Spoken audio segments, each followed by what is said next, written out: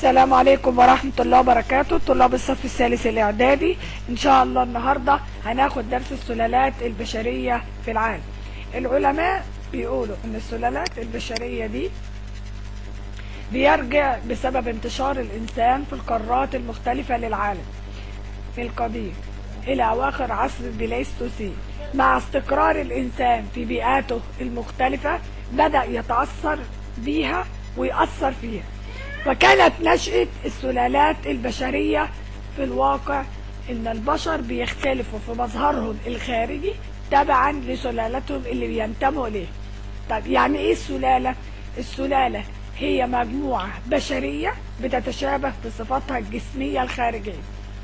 طيب العلماء قسموا السلالات البشرية في العالم إلى 3 سلالات، بتختلف الناس في الطول، في لون البشرة، في شكل العين والأنف وحجم الرأس، ودي كلها صفات جسمية خارجية.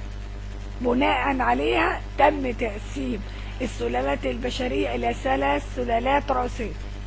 السلالة الزنجية ودي بتبلغ 10% فقط من جملة السكان. السلالة القوقازية 50%. السلالة المغولية 40%. لما اجمع دول كلهم يديني 100% من جملة سكان العالم. وزي ما احنا شايفين الأسمر ده هو السلالة الزنجية، دي هي السلالة المغولية، ودوت بيمثل السلالة القوقازية. طيب تعالوا نشوف أولا السلالة السوداء أو السلالة الزنجية، واحنا اتفقنا ان هي بتمثل 10% فقط من جملة سكان العالم. طيب الصفات بتاعت السلالة الزنجية ايه؟ اولا البشرة الداكنة، الانف العريض، الشعر الاجعد، الشفاه الغليظة. دي السلالة الزنجية السوداء. السلالة دي يا ولاد اتعرضت لكثير من الهجرات الإجبارية اللي عملها المستعمرين الأوروبيين إلى الأمريكتين ضمن تجارة العبيد، حيث كانوا في الماضي بيخطفوهم من سواحل قارة أفريقيا وياخدوهم ليعملوا كعبيد لهم في مزارع القطن وقصب السكر والتبغ اللي كان بينشئها الأوروبيون في الأمريكتين. كما يوجد عدد كبير منهم في دول أوروبا، وحصل كثير منهم على جنسية هذه الدول بسبب طول فترة الإقامة. طيب الزنوج كم في المية من السكان؟ 10%. طيب السلالة الزنجية دي يا ولاد بتنقسم إلى عدة أقسام. 1 الزنوج السودانيين، 2 البنتو، 3 النيليون الحاميون، 4 الأقزام، 5 الأستراليون الأصليون، 6 قبائل الفدا اللي موجودة في جنوب شرق الهند، 7 البوشمان والهوتنتوت. لما نيجي نتكلم عن صفات البوشمان والهوتنتوت دول بنقول انهم بيعيشوا في جنوب غرب افريقيا. والبوشمان دول قصار القامة، بيتميزوا بالشعر المفلفل والجبهة البارزة. طيب والهوتنتوت دول أطول قليلا منهم وبيشتركوا معهم في باقي الصفات. يبقى الفرق بين البوشمان والهوتنتوت ان الهوتنتوت اطول قليلا من البوشمان، بس في الاول وفي الاخر الاتنين من قصار القامة. ده بالنسبة للسلالة الزنجية. تعالوا نشوف توزيعهم بالنسبة لقارات العالم. لان قارة افريقيا هي المركز الرئيسي لهم، زي ما احنا شايفين اللون الاسمر ده بيمثل عندي السلالة الزنجية السمراء، يبقى واخدة معظم قارة افريقيا، موجودة في قارة استراليا، في جنوب وشرق الهند، موجودة في جنوب شرق الولايات المتحدة الامريكية، موجودة في شرق امريكا الجنوبية. ده بالنسبة لتوزيع السلالة الزنجية في قارات العالم. بتتركز في الأغلب حوالين دائرة الاستواء في قارة أفريقيا، والسلالة دي 70% من سكان قارة أفريقيا، وبيمثلوا 75% من جملة سكان الزنوج اللي موجودين في العالم كله. يبقى أنا عندي السلالة الزنجية 70% من سكان قارة افريقيا من الزنوج. تاني حاجة ان الزنوج الموجودين في قارة افريقيا بيمثلوا لوحدهم 75% من جملة الزنوج اللي موجودين في العالم ككل. عندي هنا السلالة المغولية الصفراء هي اللي هناخدها دلوقتي. السلالة دي بتمثل 40% من جملة سكان العالم، وليها صفات شكلية من الخارج: البشرة الصفراء، الشعر الاسود المسترسل، العيون المنحرفة زي ما احنا شايفين في الصورة. الست دي اهي عيونها منحرفة قليلا، شعرها اسود مسترسل، وبشرتها لونها صفراء. الجنس المغولي دوت مكانه الاصلي الصين ودول جنوب وشرق اسيا. كمان بتتركز دي في الصين، في اليابان، كوريا، منغوليا، ودول جنوب شرق اسيا، وبيوجد منهم ايضا في سهول سيبيريا في شمال قارة اسيا. طيب الاقسام بتاعت السلالة الصفراء دي ايه؟ اولا الاسكيمو، ودول بيعيشوا في شمال كندا والاسكا. الهنود الحمر، ودول بيعيشوا السكان الاصليين للامريكتين قبل مجيء الاوروبيين المستعمرين. 3 جماعة التنجس، ودول بيعيشوا في سهول سيبيريا في شمال قارة اسيا. بيقول لي ان كلمة الاسكيمو معناها اكل اللحوم النيئة، ودول اول من اطلق عليهم هذا الاسم قبائل الهنود الامريكيين. طيب السلالات لما بتختلط مع بعضها بينتج عنها سلالات تانية مشتركة الصفات. ازاي؟ يعني قال لي بص، لما اختلط الاوروبيين مع الزنوج في امريكا الجنوبية عملوا سلالة تانية اسمها الماشيزو، واختلط الاوروبيون المستعمرين مع الهنود الحمر نتجت سلالة المولاتو، ولما اختلط الزنوج مع الهنود الحمر نتجت سلالة الزمن. يبقى الصفات دي بتبقى السلالات الثانوية اللي بتنتج عن السلالات الأصلية، بتبقى فيها صفات مشتركة بين السلالتين الرئيسيتين اللي نتجت عنهم السلالة دي. يعني ممكن أشوف واحد أسمر بعينين زرقاء، اللي السلالة الزنجية ما فيهاش عينين ملونة، بس يبقى معنى كده ان في واحد من اصوله كان من السلالة القوقازية. ممكن اشوف واحد اصفر عينيه ملونة، ليه ملونة؟ يبقى في حد من عيلته كان من السلالة القوقازية.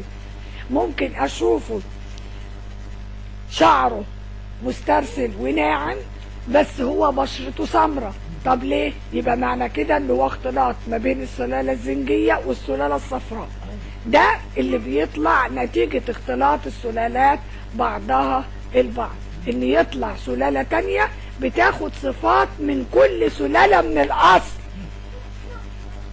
وبيطلع منهم سلالة جديدة خالص مشتركة الصفات بين السلالتين الاصليتين. طيب ده بالنسبة للسلالة الصفراء. تعالوا بقى نشوف السلالة البيضاء او القوقازية. السلالة دي صفاتها الخارجية البشرة البيضاء الوردية اللي هي المشربة بالحمرة، الشعر الممجوج، الشفاه الرفيعة. طيب اقسام السلالة القوقازية دي ايه؟ اولا سكان حوض البحر المتوسط، ودول بينتمي اليهم العرب وعدد كبير من سكان جنوب اوروبا زي ايطاليا واسبانيا وفرنسا. في كمان المجموعة القلبية اللي هم سكان غرب ووسط اوروبا زي بريطانيا والمانيا والجماعة دول. في المجموعة النوردية الشمالية، ودول معظم شمال موجودة في دول شمال اوروبا زي دول الاسكندنافيا واسكتلندا والحتت دي. الى جانب اللي بتنتشر السلالة القوقازية في قارات العالم المختلفة، موجودة في كل قارات العالم.